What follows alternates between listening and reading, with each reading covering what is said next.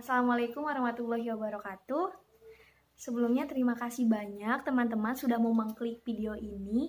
Jangan lupa like dan komen video ini dan video sebelumnya ya.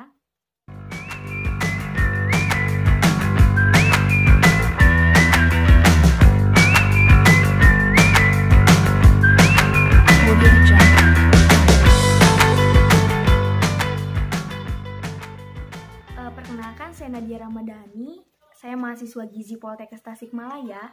Di sini saya akan membahas mengenai demam tipoid. Nah, lalu ada pertanyaan nih dari teman-teman.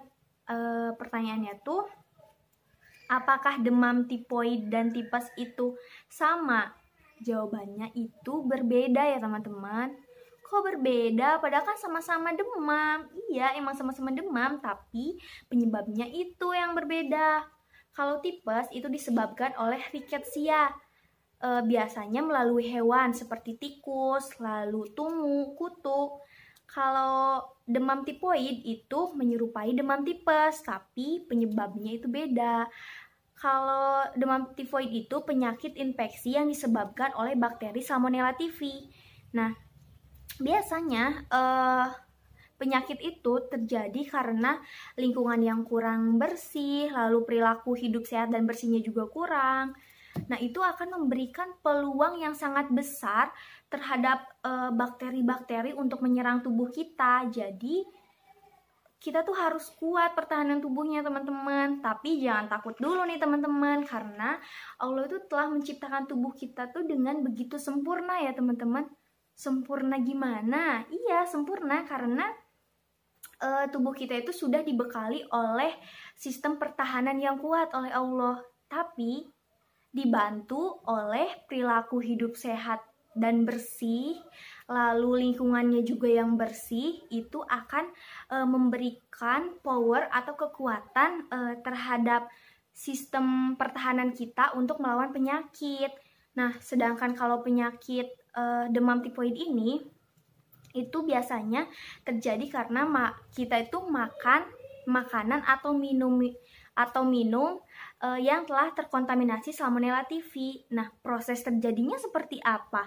Nah, proses terjadinya itu nanti akan saya tampilkan gambarnya di sini atau enggak di sini ya. Pokoknya antara itu deh. Nah, pertama, makanan itu dimakan nih oleh kita, lalu masuk ke lambung, lalu turun ke usus. Nah, di usus si Salmonella typhi ini dia akan menempel di dinding-dinding usus tuh teman-teman. Nah, kalau udah menempel, dia tuh akan membelah diri bakteri itu. Dia akan membelah diri dan memperbanyak tuh biar teman-temannya tuh banyak di usus. Nah, kalau udah gitu, maka dia tuh akan merusak organ usus. Nah, kalau setelah merusak, dia tuh akan timbul deh gejala-gejala seperti demam. Biasanya demamnya itu naik turun ya teman-teman, dari 38 sampai 40 derajat Celcius. Nah, lalu akan merasa sakit kepala, lalu sakit di seluruh tubuh, lalu ada diare, ada lemes, bahkan sampai menyebabkan pingsan loh. Kok bisa pingsan? Iya, karena diare itu kan mengeluarkan banyak cairan tuh dari tubuh. Nah, nanti akan menyebabkan dehidrasi. Ketika dehidrasi, apalagi pasukan oksigen ke otaknya itu kurang, nanti akan menyebabkan pingsan. Nah, setelah itu penyerapan nutrisi di usus tuh bakal terganggu kan, karena adanya tamu tadi undang itu, si bakteri Salmonella typhi. Nah, nanti sedangkan kan di usus itu banyak tersebar pembuluh darah. Nah, si bakteri Salmonella typhi dia itu akan masuk ke pembuluh darah yang ada di tubuh kita. Serem banget kan? Nah, udah gitu dia tuh akan menyebarkan toksitas. Dia akan menyebarkan toksitas, lalu dibawa ke lapisan otak, dan itu serem banget teman-teman kalau sampai dibawa ke lapisan otak. Nah, lalu kalau udah gitu cara penularannya kayak gimana? Tadi sudah saya bahas ya, di awal itu ada cara penularannya sedikit. Nah, di sini sering disebut dengan 5F.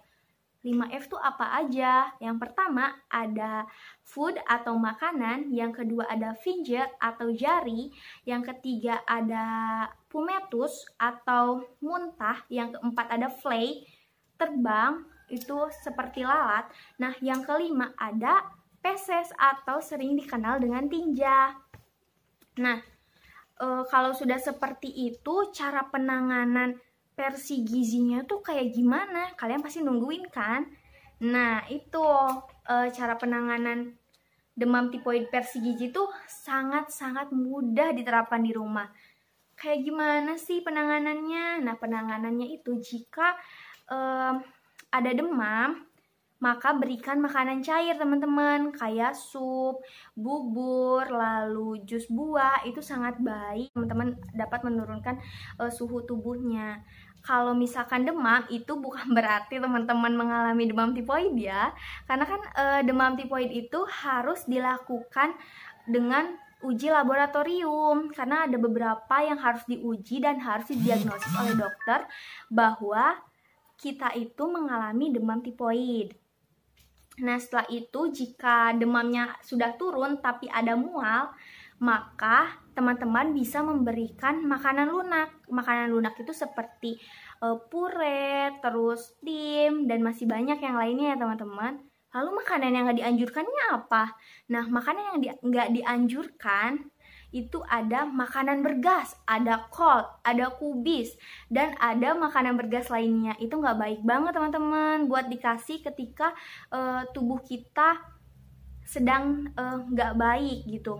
Apalagi kan udah mah diare ya kita tuh, terus ditambah banyak makan makanan bergas, tambah begah dong, tambah kembung dong perut kita, dan itu dapat memperburuk suasana hati kita, suasana tubuh kita ya teman-teman. Lalu yang kedua ada makanan pedas. Jangan dulu deh makan makanan pedas, jadi dihindari dulu ya makanan pedasnya. Lalu yang ketiga makanan berminyak. Makanan berminyak juga harus dihindari dulu ya. Lalu cara pencegahannya tuh gimana? Nah, cara pencegahannya ada yang pertama, cuci tangan menggunakan sabun dan air mengalir. Caranya seperti ini ya teman-teman. Tuangkan sabun ke telapak tangan lalu digosok. Kalau bisa kalian sambil nyanyi balonku ada 5 deh. 1, 2, 3, 4. Lalu ke punggung tangan 1, 2, 3, 4. Dan yang sebelahnya 1, 2, 3, 4. Lalu dikunci tangannya 1, 2, 3, 4. 1, 2, 3, 4. Lalu ibu jarinya ya teman-teman 1, 2, 3, 4. 1, 2, 3, 4. Lalu kukunya nih 1, 2, 3, 4. 1, 2, 3, 4. Lalu dibilas deh. Kalau udah dibilas, teman-teman juga harus melakukan cara yang tadi saya lakukan ya. Lalu yang kedua, cuci buah atau sayur ketika akan dimakan.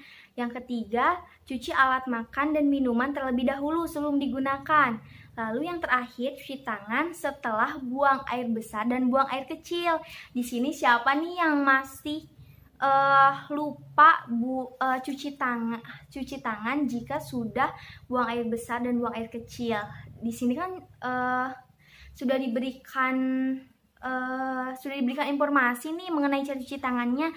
Jadi tolong diterapkan ya agar kita terhindar dari penyakit yang dapat menyerang tubuh kita. Mungkin cukup sekian pemaparan dari saya. Semoga dapat bermanfaat. Jangan lupa like video ini dan komen. Terima kasih. Assalamualaikum warahmatullahi wabarakatuh.